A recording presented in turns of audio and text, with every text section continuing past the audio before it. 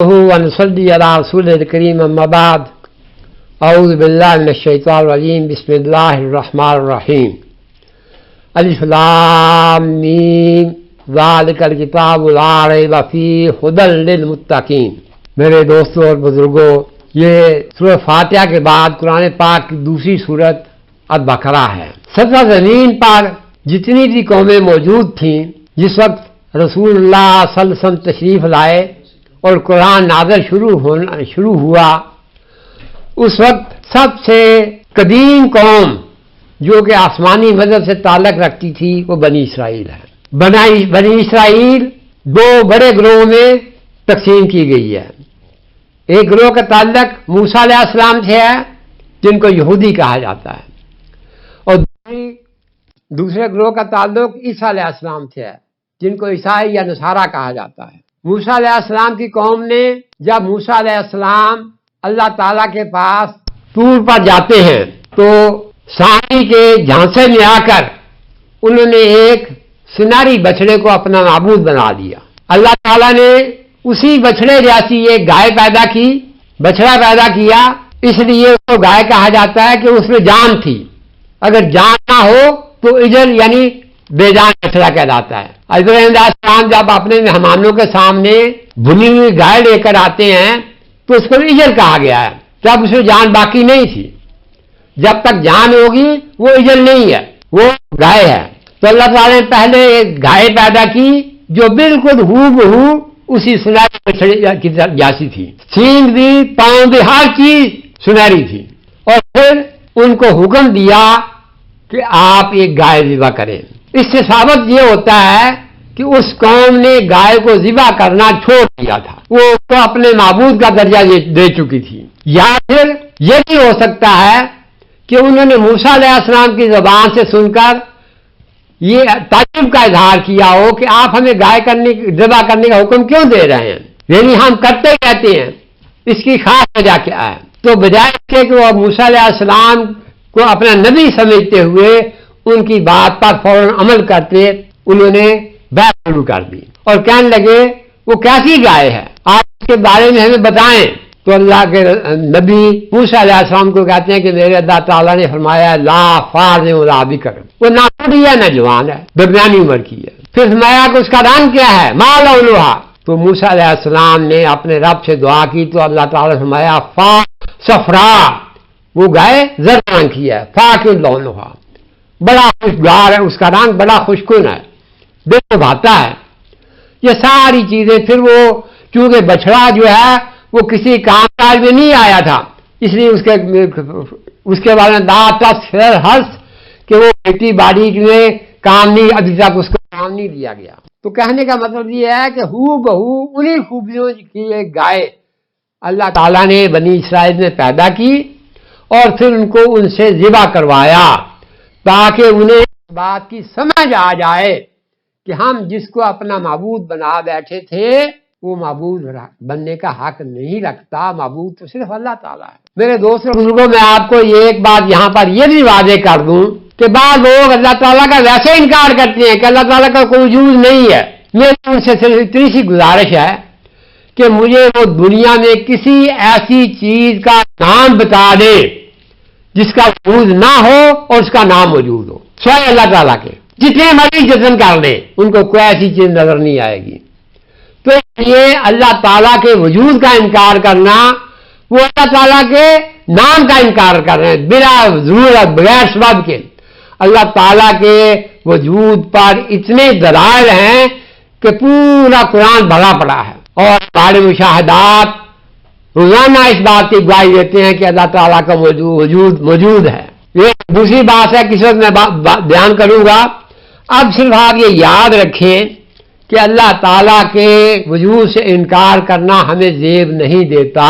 تو اللہ تعالیٰ نے اس ایک گائے کو پیدا کیا، پھر ان کے ہاتھ سے ان کو ذبح کروایا تاکہ ان کو احساس ہو جائے کہ جس معبود کو ہم نے معبود بنایا ہے وہ اس قابل نہیں ہے، وہ تو خود اپنی جان نہیں بچا سکتا، وہ دوسروں کی حفاظت کیا کرے گا۔ تو اس لیے اس سورت کا نام بقرہ رکھا گیا ہے۔ اب اللہ تعالیٰ نے اس سورت میں ایک دوسرا اسلوب اپنایا ہے، وہ کیا ہے کہ اللہ تعالیٰ نے بتایا کہ میرے حکم ماننے والے 3 قسم کے لوگ ہوں گے. پہلا گروہ ہوگا متقین کا، ان کے اوصاف اللہ تعالیٰ نے بیان کر دیا. یؤمنون بالغیب، وہ مجھے بغیر دیکھے مجھ پر ایمان لائیں گے، صرف میری قدرت، میری نعمتیں ہیں یا دیگر امور یا ان کو دیکھ کر وہ ایمان لائیں گے کہ میرا وجود ہے. اور پھر نبی اکرم صلی اللہ علیہ وسلم نے ہمیں وہ باتیں جن کا ہمیں کوئی علم نہیں ہے، مثال ہے قیامت کا آنا، دوزخ کا وجود، جنت کا وجود، ساری چیزیں جو ہمیں نہیں جو ہم نہیں دیکھ سکتی، ہمارے لیے غیب کا درجہ رکھتی ہیں، ان سب پر ایمان لانا یہ غیب ہے، غیب پر ایمان لانا ہے. پھر اگلا دوسری ان کی خوبی کیا ہوگی؟ یقیمون الصلاۃ، وہ نماز قائم کریں گے، خود پڑھیں گے دوسروں کو پڑھائیں گے. تیسری ان کی خوبی کیا ہوگی؟ وَمِمَّا رَزَقْنَاهُمْ يُنْفِقُونَ، جو ہم نے ان کو رزق دیا اس میں خرچ کریں گے. ایک تو انسان اپنی ذات میں خرچ کرتا ہے، ایک ہے کہ اللہ کے راستے میں خرچ کرنا ہے جس سے لوگوں کو فائدہ ہو.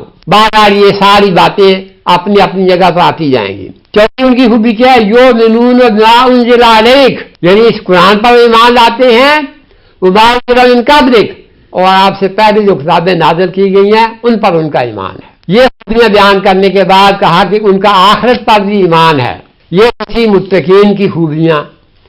اس کے بعد دوسرا گروہ جو اللہ تعالیٰ کے حکم کو فالو نہیں کرے گا، مانے گا نہیں، ان کے بارے میں اللہ نے فرمایا ان الذین کفروا سواء علیہم اانذرتہم ام لم تنذرہم لا یؤمنون. کیا ان کو جتنا مرضی ڈرائیں، قیامت سے ڈرائیں، اللہ کے عذاب سے ڈرائیں، جو جیسے بھی ڈرا سکتے وہ مانیں گے ہی نہیں، وہ ہیرو جیسے کام لیتے رہیں گے. تیسرا جو ہے منافقین کا، جن کو آپ کہہ سکتے ہیں مفاد پرست.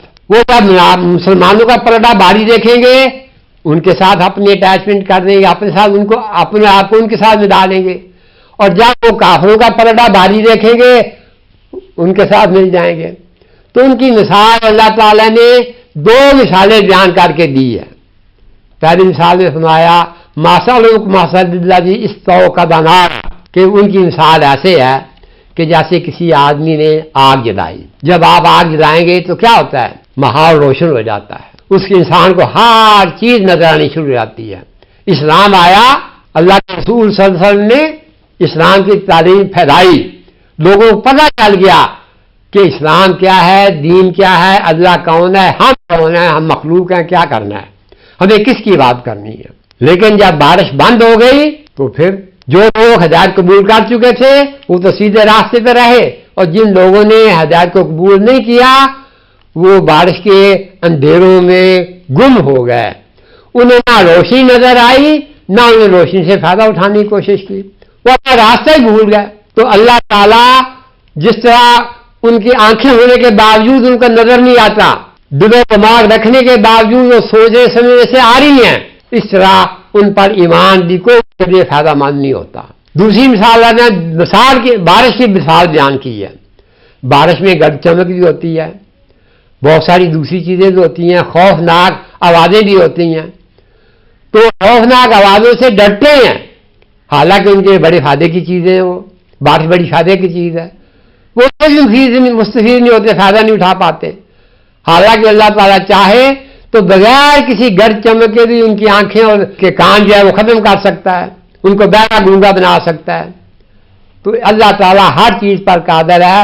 تو اللہ تعالیٰ نے اپنے احکامات کو ماننے والوں کے لیے یہ 3 گروہ بیان کر دیے ہیں کہ میرے احکامات کو ماننے والے لوگ ان 3 قسم کے ہوں گے: متقین، کافر جو بالکل انکار کریں گے، اور تیسرے منافق، خود غرض مفاد پرست. اس کے بعد اللہ تعالیٰ نے اپنی اطاعت کا، اپنے احکامات کو ماننے کا ایک افاقی حکم نازل فرمایا: یا ایھا الناس اعبدوا ربکم الذی خلقکم والذین من قبلکم لعلکم تتقون. اس سے اگلی بات شروع ہو جاتی ہے. وآخر دعوانا الحمد للہ رب العالمین.